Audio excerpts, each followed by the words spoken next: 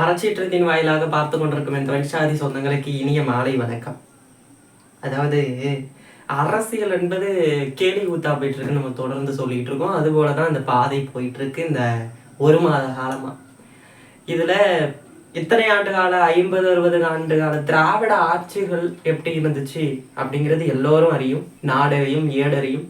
அடைந்தால் திராவிட நாடு அப்படின்னு சொல்லிட்டு கட்சி தொடங்கிய கட்சிகள் எப்படி செயலாற்றின, எப்படி அது குடும்பாட்சியாக மாறினுச்சு, எப்படி அந்த ஆட்சிகள் போணுச்சு. 5 வருடத்துல கடந்த 5 ஆண்டுல அந்த திராவிட கட்சியான திமுக ஆண்ட போது 5 லட்சம் கோடி கடன் உயர்ந்தது, எல்லோரும் அறியும்.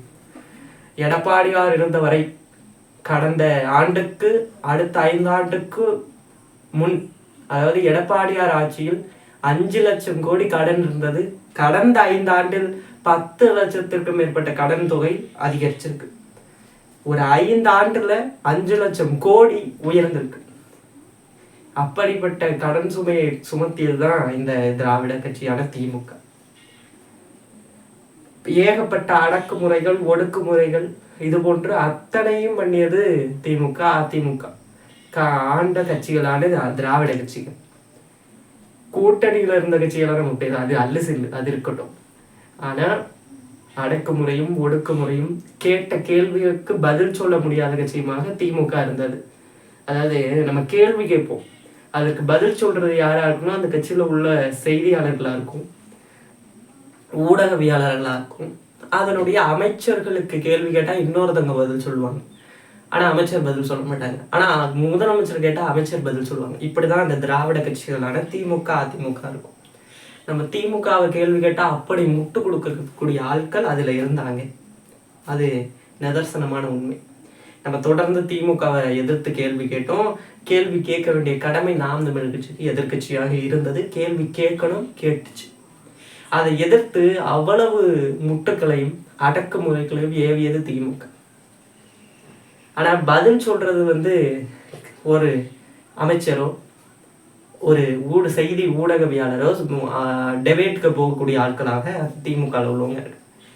ஆனா அதுக்கெல்லாம் மாற்று நான் தாவே காக்கும் திமுகவும் தான் போட்டியே அப்படின்னு சொல்லி இதுக்கு மாற்று அரசியல் நான் தான் சொல்லி தாவேகா தலைவரும் தற்போது தமிழ்நாடு முதலமைச்சருமாக இருக்கக்கூடிய முதலமைச்சர் திரு விஜய் அவர்கள் கூறினார். அதுபடிதான் செயல்படுறாரா அப்படின்னா கிடையாது. தமிழ்நாட்டுடைய முதலமைச்சர் செய்தியாளர்களை இது வரைக்கும் சந்திக்கல. கேட்டா திமுக செஞ்சது இதெல்லாம் நாங்கள் மாற்றணும், கொஞ்சம் 6 மாதம் டைம் கொடுங்க அப்படின்னு சொல்லிச்சு. 6 மாதம் டைம் கொடுக்க வேண்டியது நிதர்சனமான ஏற்றுக்கொள்ள வேண்டிய கருத்து. ஆனா 6 மாசத்துக்குள்ள கேள்வியே கேட்கக்கூடாதுங்கிறது தான் தப்பு. உங்க ஆட்சியில 1 மாத காலம் ஆட்சி முடிஞ்சிருச்சு. இந்த 1 மாத ஆட்சி காலம் எப்படி உங்களுடைய ஆட்சி பாதை போயிருக்கு அப்படிங்கிறத சொல்றதுக்கு தடை போட யாராலும் முடியாது. திமுக செய்துதான் நீங்க செய்வீங்கன்னா அப்புறம் என்ன மாற்று? திமுக கேள்வி கேட்டா முட்டு கொடுக்கும், அதிமுக கேள்வி கேட்டா யாரோ ஒருத்தங்க முட்டு கொடுப்பாங்க. கூட்டணி கட்சிகளை கேள்வி கேட்டா முட்டு கொடுக்கும் அந்த கூட்டணி கட்சியில உள்ள ஆட்கள். அதே தான் தாவேகா செய்யணும், அப்புறம் நீங்க எதுல மாற்று? அந்த கேள்வி கூத்துதான். நேற்று ஒரு சம்பவம் நடந்திருக்கு. கிட்டத்தட்ட சோசியல் மீடியாக்கெல்லாம் வைரலா போயிட்டு இருக்கு அந்த வீடியோ. ஒரு நடிகர் பேசிய ஆணவ பேச்சு. நடிகர்னு சொல்லிட்டு பல்ல காட்டிக்கிட்டு நடிகரை நம்பக்கூடிய கூட்டம் இருக்கிற வரைக்கும் இப்படிப்பட்ட ஆட்களும் இருப்பாங்க. அதாவது நல்ல நடிகர்களும் ஒரு பக்கம் இருக்காங்க. ஆனா நான் இப்படிதான் பேசுவேன், ஆணவ பேச்சு பேசுவேன், நான் நடிகராக இருந்தால் என்ன வேணா பேசுவேன் அப்படிங்கிற கூட்டம் ஒரு பக்கம் இருக்கு. அப்படிதான் நேற்று ஒரு காணொளி வெளியாச்சு. அதுக்கு முன்னாடி அறச்சீற்றத்தை பார்த்து கொண்டிருக்க தமிழ்ச்சாதி சொந்தங்கள் அனைவரும் தொடர்ந்து ஆதரவு தாருங்கள். உங்களுடைய வலிமை, உங்களுடைய ஒவ்வொரு சப்ஸ்கிரைபர்ஸனும் லைக்கும் ஷேரும் தான் என்னை இன்னும் வலிமைப்படுத்தி இந்த களத்திலே வீரியமாக ஓடச் செய்யும்.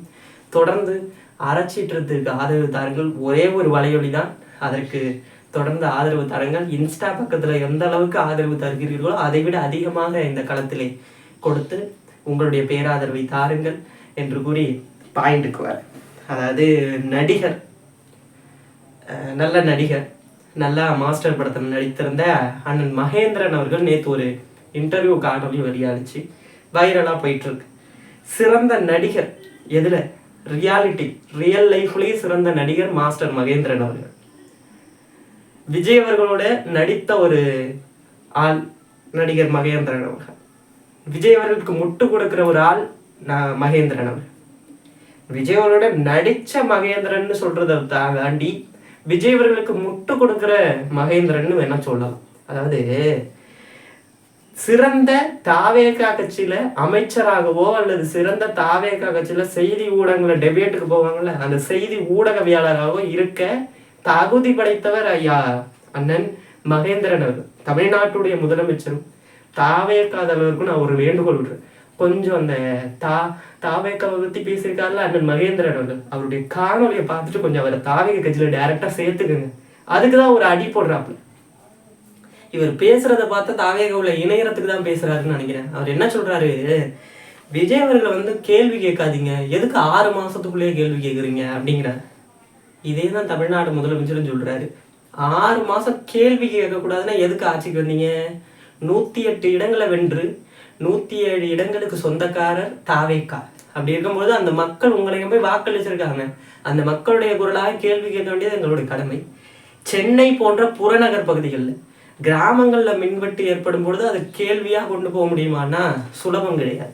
ஆனா சென்னை போன்ற புறநகர் பகுதிகளிலேயே மின்வெட்டு தொடர்ந்து முன்னொரு காலத்துல வரலாறு திரும்புகிறது அப்படின்னு தமிழ்நாடுடைய முதலமைச்சர் அன்று சொன்னார் கூட்டத்துல. வரலாறு திரும்புகிறது, வாகை சூடுகிறது. என்ன வரலாறு திரும்புனா, திமுக ஒரு காலத்துல கலைஞர் இருந்த பொழுது, ஐயா இருந்த பொழுது மின்சாரம் தொடர்ந்து கற்று செய்யப்படும், தொடர்ந்து மின்வெட்டு இருக்கும். அது போல வரலாறு திரும்பி இருக்கு. தாவேகா ஆட்சிக்கு வந்தது பிறகு தொடர் மின்வெட்டு பெரம்பூர் தொகுதியில, இதே சென்னை, இதே வலசரவாக்கம், போரூர் போன்ற அனைத்து இடங்கள்லயும் மின்வெட்டு, தொடர் மின்வெட்டு.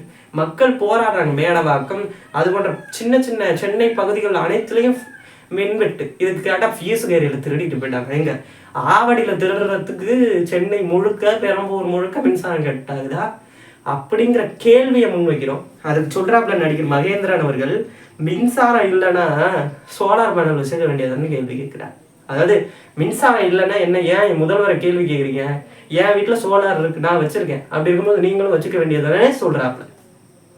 ஓ வீட்டில் காசு இருக்கு, நீ ஒரு நாள் கூட ஷூட்டிங் இல்லாமல் போனதில்லை, ஸ்கெடியூல் போட்டு ஷூட்டிங் போயிட்டு ஒரு நாளைக்கு இவ்வளோ பேமெண்ட்னு சம்பாதிக்கிற, உன்னால இன்னும் நிறைய கூட வச்சுக்க முடியும். ஆனா எளிய மக்களால அந்த சோலார் வாங்க முடியுமா? எளிய மக்களால இன்வெர்டர் வாங்க முடியுமானா முடியாது. நீ வாங்கி கொடுக்குறியா? அதாவது சென்னையுடைய மெகாவாட், சென்னையில ஒரு நாளைக்கு பயன்படுத்தக்கூடிய மின்சாரம் எவ்வளவு அளவுங்கிறத இதே அமைச்சர் நிர்மல்குமார் அவர்கள் வெளியிட்டிருக்கார். போயிட்டு பாரு. சொல்றாப்ல, மின்சாரம் இல்லைன்னா என் வீட்டுல இருந்து எடுத்துக்கோங்க அப்படிங்கிறாரு. அந்த மின்சார வோல்ட் தயவு செய்து சென்னை வாசிகள் டைரக்டா அண்ணன் மகேந்திரன் வீட்டுக்கு சென்று அங்க போயிட்டு கரண்ட்லன்னா கேளுங்க. முதல்வரை இன்னைக்கு கேட்க கூடாது சொல்லிட்டாரு. நீங்க இனிமே 6 மாசம் கேள்வி கேட்க கூடாது, என்ன கேள்வி கேளுங்க. ஏன் கேள்வி கேட்கறீங்க? தானா பதில் வரும். கேள்வி கேட்காம எப்படி பதில் வரும்? செய்தியாளரே சந்திக்காம மறுப்புறாரே, அந்த மாதிரி பதில் வருமா? இல்ல விவசாயிகளுக்கு முழுவதா தள்ளுபடி பண்றேன்னு சொல்லிட்டு தள்ளுபடியே பண்ணலையா, அப்படி பதில் வருமா? மாற்றுன்னு ஏமாற்றுறாங்களே, அப்படி பதில் வருமா? எப்படி வரும்? இது எப்படி சாத்தியம்? தொடர்ந்து தொடர்ந்து தொடர்ந்து இது போலயே பேசிக்கிட்டு இருக்கிறாங்க ஒவ்வொருத்தரும். திமுகவில் கூட முன்னாடி சொன்னது போல அமைச்சர்கள் தான் பேசுவாங்க, முட்டு கொடுப்பாங்க. ஆனா இப்ப இது போன்ற நடிகர்கள் அரசியலுக்கு வரணும், நடிச்சுட்டா அரசியலுக்கு வரணும், நான் அரசியல் பேசணும், என் அண்ணன் தளபதிக்காக நான் பேசுவேன்னா சரியா பேசணும். மின்சாரம் இல்லைன்னா நீங்க சோலார் வாங்கிக்கங்கன்னா இது ஒரு ஆணவ பேச்சு. உங்ககிட்ட காசு இருக்கு, நீ வாங்குற. எளிய மக்கள் எப்படி அதை வாங்க முடியும்? இது என்ன ஒரு இது பல்ல வேற காட்டிக்கிட்டு இதுல கூட சிரிப்பியா அப்படின்னு தான் இருக்கு. உனக்கு என்ன மரியாதை கேக்குது? என்ன அருகதை இருக்குன்னு நான் மரியாதை கொடுக்கணும்? என்னை விட 1000 வயசு 2-3 வயசு பெரிய அண்ணன் தான். ஆனா அதுக்காக மரியாதை கொடுக்குற இடத்துல செல்ஃப் ரெஸ்பெக்ட் மாதிரில அதெல்லாம் கொடுக்க முடியாது. டேக் ரெஸ்பெக்ட் அப்படிலாம் கொடுக்க முடியாது. நீ பேசியது தவறுன்னு ஒத்துக்கொள்வது வரை உனக்கு என்ன மரியாதை நான் கேட்கிறேன். தமிழ்நாட்டுடைய முதலமைச்சரை கேள்வி கேட்கக்கூடாதுன்னு சொல்ல நீ யார்? தாவேகா தொண்டர்களே சொல்ல முடியாது. அவர் ஒன்றும் தாவேகா கட்சிக்கு தலைவர் இல்லையே, மொத்த நாட்டையும் ஆளக்கூடிய ஆட்சியாளர். அப்படி இருக்கும்பொழுது அனைவருடைய கேள்விகளுக்கு பதில் சொல்ல வேண்டிய கடமை தமிழ்நாடு முதலமைச்சருக்கு இருக்கு. இப்ப என்ன நாங்க தாவேகா தலைவர் நடிகர் நான் சொல்றோம், மாண்புமிகு தமிழ்நாடு முதலமைச்சருங்கிறோம்.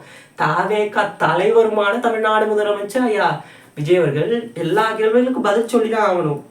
6 மாசம் கேள்வி கேட்க கூடாதுன்னு சொல்ற நீ யாரு? நீங்க தாவேக்கால அடிப்படை உறுப்பினர்ல இருக்கியா, இல்ல ஏதோ அமைச்சரா, இல்ல ஒருங்கிணைப்பாளரா? எது? அண்ணன் மகேந்திரன் அவர்கள் தாவேக்கால இருக்காரா? அப்படியே தாவேக்காக்கு முட்டு கொடுக்குறீங்க.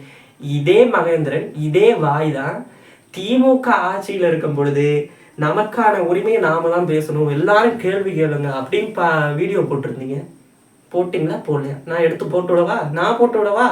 திமுக ஆட்சியில் இருந்தபோது இதே மகேந்திரன் நம்முடைய உரிமைகளை நாம தான் பேசணும்னாரு. இப்ப நான் என் உரிமையை பேசுறது தப்பா தவிர அது என்ன? திமுக ஆட்சியில இருந்தா மட்டும் கேள்வி கேட்கணும், தாவேக ஆட்சியில இருக்கும்போது கேள்வி கேட்க கூடாது. திமுக பண்ணது தப்பு தான், 1000 குற்றங்கள் திமுக மீது இருக்கிறது. ஆனா அதை கேள்வி கேட்க கூடாதுன்னு சொல்ல நீ யாரு? தாவேக்கா ஆட்சியில இருக்கும்பொழுது மட்டும் உனக்கு வந்தா ரத்தம், எங்களுக்கு வந்தா தக்காளி சட்னியா இருக்கணும்? திமுக ஆட்சியில இருக்கும்பொழுது மட்டும் கேள்வி கேட்கணும், ஆனா அதிமுக ஆட்சியில இருக்கும்போது கேள்வி கேட்கணும், ஆனா தாவேக்கா ஆட்சியில இருக்கும்பொழுது கேள்வி கேட்க கூடாது. இது சிறந்த முட்டா இருக்கே. இன்னொன்னு சொல்றாப்ல, செய்தியாளரை சந்திக்கலன்னா என்ன, செய்தியாளரை சந்திக்காம ஏன் இருக்காருன்னு கேட்கும்பொழுது, செய்தியாளரை சந்திச்சே ஆகணுமா, எங்காவது செயல்ல காட்டுவாருங்க. அப்படிப்பட்ட ஒரு மனிதன் சம்பிரதாய கடித அரசியலையும் சம்பிரதாய ட்விட்டர் அரசியலையும் பண்ண மாட்டேன்னு ஏன் சொன்னார்? நான் நேரடியா வந்து களத்தில் நிற்பேன்னு சொன்னேன். அப்படியே செய்தியாளரை சந்திக்காத ஒரு மனிதன் மேகதாது அணை பற்றி இன்று வரை வாய் திறக்கல. போனார்ல, ஏன் டெல்லியில யாரு ஆள்றா? பிரதமரை பார்க்க போனார்ல. ஏன் டெல்லியில பார்க்க போனார்ல பிரதமர் மோடி அவர்களை? கர்நாடகாவில் யார் ஆள்றா? காங்கிரஸ், இவருடைய கூட்டணியில் உள்ள கட்சி தானே ஆளுது. சொல்லி மேகதாது அணையை கட்ட 100 விஜய் வந்தாலும் கட்டிய தீர்வாங்குது கர்நாடகா. இதே டி.கே. சிவகுமார் பேசுற, காங்கிரஸ் தான் அங்க ஆளுது. அப்படி இருக்கும்போது காங்கிரஸ் கட்சியினர் போராட வேண்டியது தானே, தமிழ்நாடு முதலமைச்சர் போராட வேண்டியது தானே. அதற்கெல்லாம் பதில் சொல்ல மாட்டாரு. சம்பிரதாய ட்விட்டர் அரசியல் பண்ண மாட்டாரு, சம்பிரதாய கடித அரசியல் பண்ண மாட்டாருன்னு வேக்கியானம் பேசியது யார்? தமிழ்நாட்டுடைய முதலமைச்சரும் அன்று தாவேகா தலைவருமான மாண்புமிகு அண்ணன் விஜய் அவர்கள். அப்படி இருக்கும்போது இதை கேள்வி கேட்கணுமா, இல்லை 6 மாசம் சென்று கேள்வி? இது என்ன முறை? எல்லாரும் இதெல்லாம் முட்டு கொடுப்பதற்கு சமம். முட்டு கொடுக்குறீங்க, அதற்கு சமம். கரண்ட் இல்லைன்னா இவோல்ட்ட வந்து வாங்கிக்கலாமா? 5200 மெகாவோல்ட் மின்சாரம் உங்க வீட்டுல இருக்கா? அந்த அளவுக்கு சம்பாதிச்சு வச்சிருக்கீங்க. நீங்க டெய்லி திரைத்துறைக்காக நடித்ததற்கு ஏற்ற சம்பளத்தை வாங்கி வச்சிருக்கீங்க. நீங்க மிகச்சிறந்த நடிகர் தான். ஆனா ரியல் லைஃப்லயும் மிகச்சிறந்த நடிகராக இருந்தா அது சரியா இருக்காது ப்ரோ. அதனால தாவேகா தலைவருக்கு ஒரு வேண்டுகோள், இவரை உங்க கட்சியில் எடுத்துக்கிட்டு ஒரு அமைச்சர் பதவியோ இல்லை எம்பி பதவியோ அடுத்த எலெக்ஷன்ல கொடுங்க. அதற்காக தான் இவர் திட்டம் போடுகிறாரோ என்ற எண்ணமும் இருக்கு. அதனால அண்ணன் மகேந்திரன் அவர்கள், இது ஒரு ஆணவ பேச்சு, கண்டிக்க வேண்டிய பேச்சு. மக்கள் உங்களை நம்பி வாக்களித்திருக்காங்க. 108 இடங்களை வென்று ஒரு தொகுதி போயிடுச்சு, 107 தொகுதிகள். இந்த தொகுதியில் உங்களுக்காக போட்ட வாக்கு, மக்கள் உங்களை நம்பி திரை கவர்ச்சியில் மூழ்கி, திரையில நடக்கிறது தரையில நடக்கும், திரைப்படத்துல தொங்க விட்ட மாரி இங்க தொங்க விடுவாரு, விவசாயிகளுக்காக குரல் கொடுப்பாரு, செய்தியாளர்களை சந்திப்பாருன்னு வீரவசனம் பேசுனதுக்காக விழுக்கப்பட்ட வாக்கு, பாட்டிலுக்கு 10 ரூபான்னு பாடப்பட்டதுக்காக விழுந்த வாக்கு.